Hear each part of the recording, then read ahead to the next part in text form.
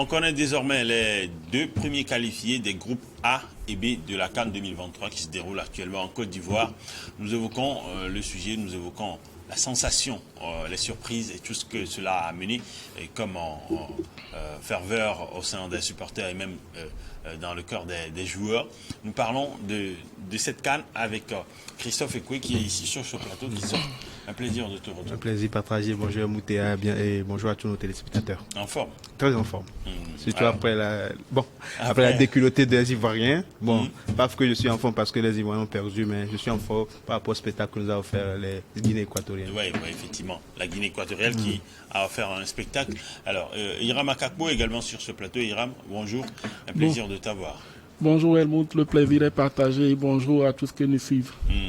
Alors, on va donc commencer avec cette qualification de la Guinée équatoriale et du Nigeria dans le groupe A. La Guinée équatoriale étant leader de ce groupe.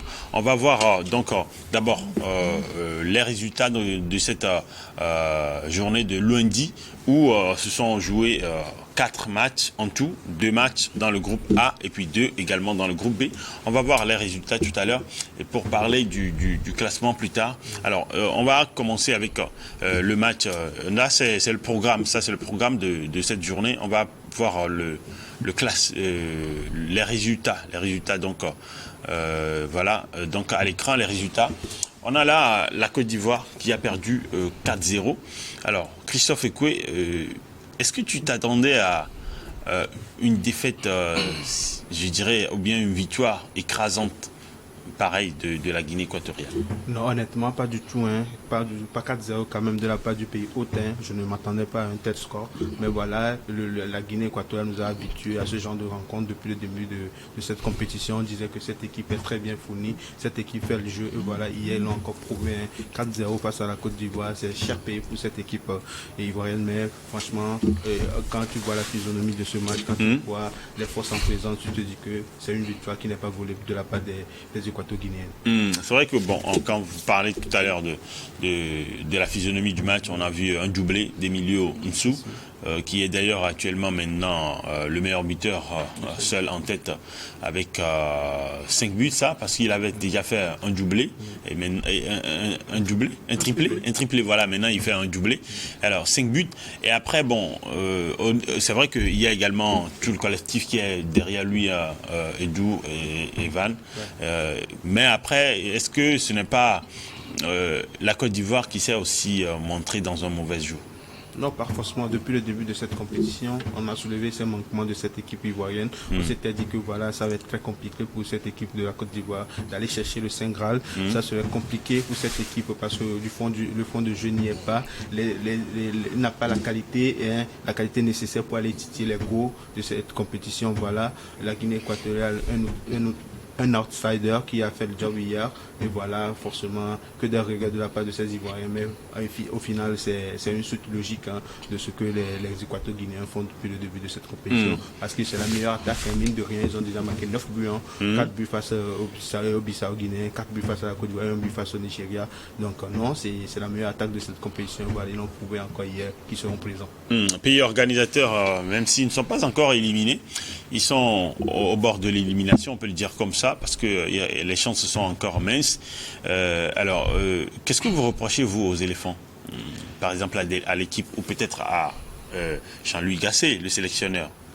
Bon, je dirais que la Côte d'Ivoire a joué de la malchance aussi hier, puisque à l'entame de la rencontre, la Côte d'Ivoire avait la possession.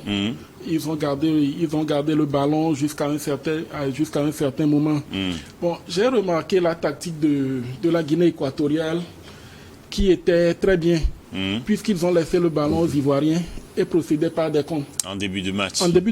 Puisque jusqu'à la 45e, jusqu'à la 43e ou jusqu'à la 40e minute, les Ivoiriens avaient le ballon. Oui. Et sur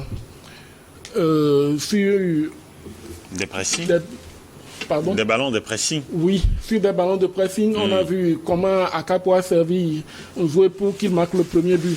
Donc c'était un peu ça, toute la rencontre.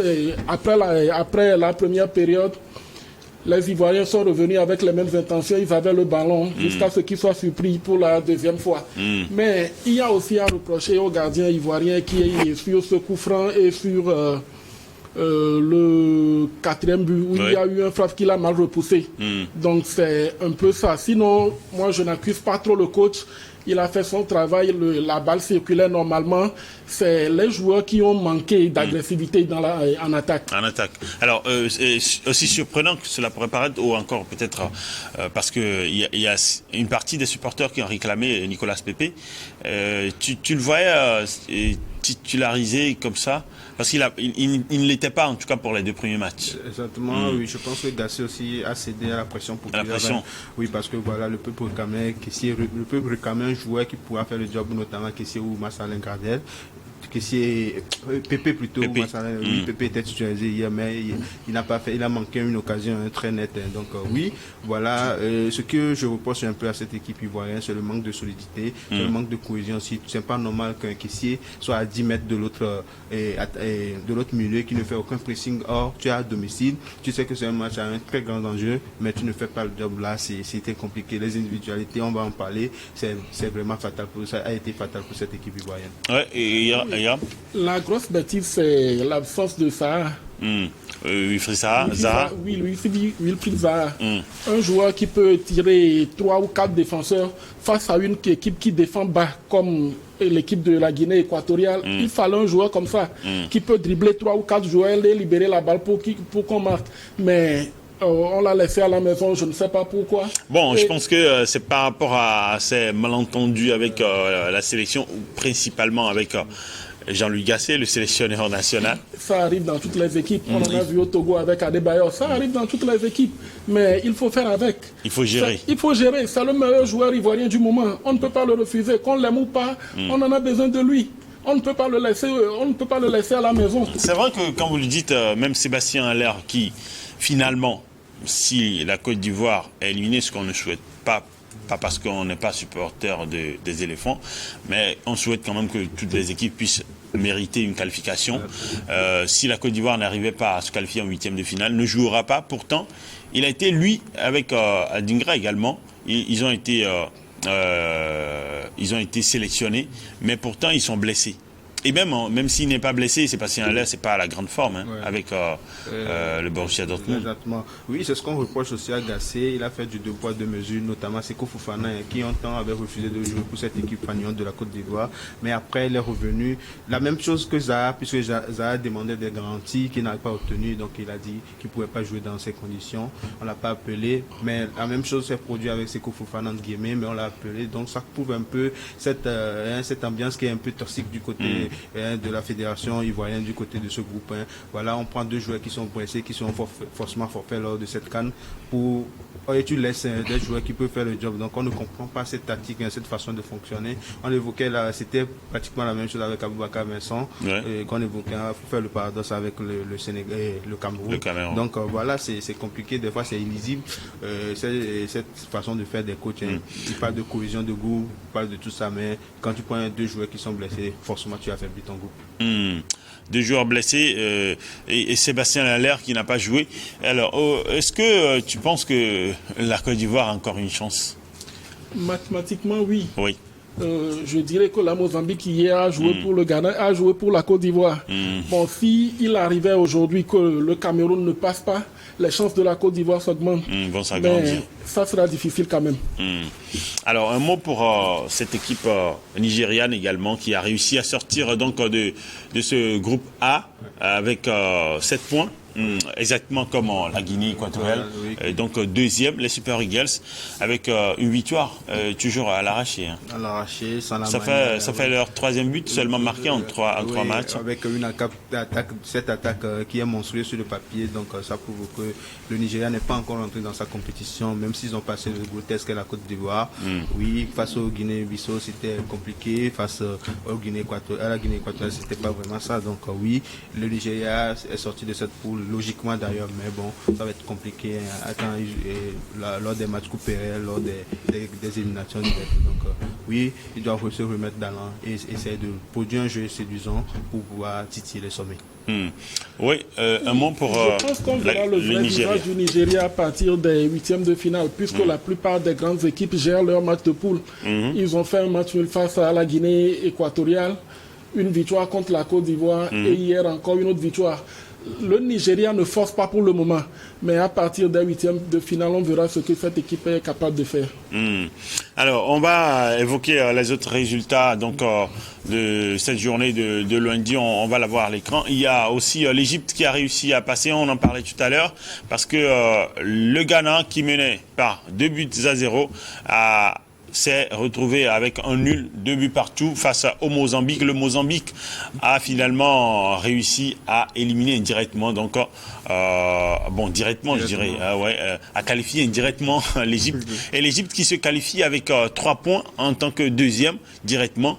Alors, un mot sur cette équipe égyptienne, quand on sait qu'elle a du mal à encaisser très souvent, mais ça fait 3 matchs. Elle a encaissé, ça fait 5 buts. Oui, Non, 6 buts.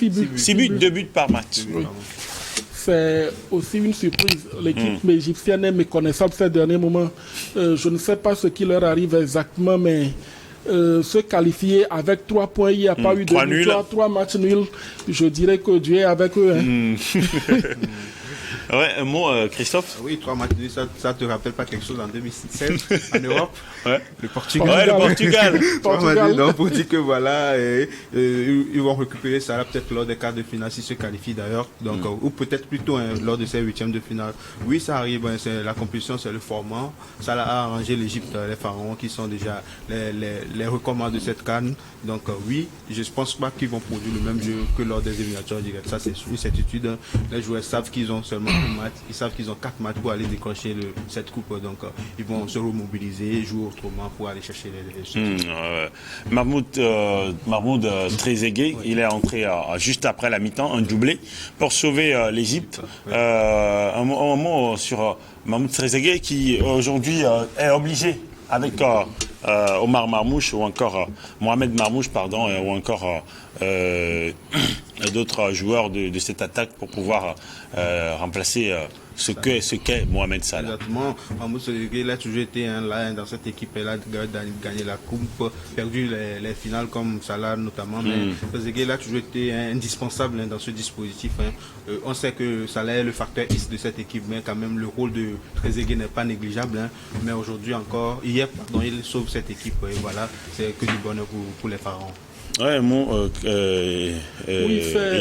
Trezeguet, c'est un joueur qui n'est plus à présenter. On l'a vu par le passé, tout ce qu'il a réalisé avec l'Égypte. Aujourd'hui encore, il sort avec un doublé pour qualifier cette équipe. Je pense que avec la présence de Salah, cette équipe peut se transformer directement, peut se transformer à partir des huitièmes de finale. Ce sont des genres d'équipes qu'il faut craindre souvent. Lorsqu'ils sont en poule, les matchs sont totalement différents de ce qu'ils présentent à partir des huitièmes de finale. Donc c'est une équipe qu'il faut surveiller aussi. Alors, les autres résultats de la soirée. Alors, la Guinée-Bissau, 3 matchs, 3 défaites dans ce groupe A.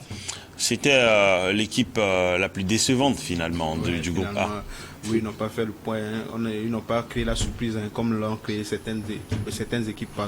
Mais non, la Guinée-Bissau a été trop faible dans cette compétition. Peut-être la pire équipe pour l'instant, puisque voilà, ils ont pris plus de 10 buts déjà. Ils ont encaissé plus de 10 buts. Ils en ont manqué que 2 ou 1. Donc, non, ils n'étaient pas forcément au rendez-vous. Mais je pense que c'est le football aussi. Ils vont retourner derrière, redynamiser ce qu'ils savent faire, c'est-à-dire construire ce football, parce que voilà, le championnat ça va en Guinée-Bissau. Je pense qu'il y a une politique derrière aussi qui veut prôner ce football. Donc ils ont appris à cette édition en Côte d'Ivoire. Je pense qu'ils vont retenir la leçon et aller de loin devant.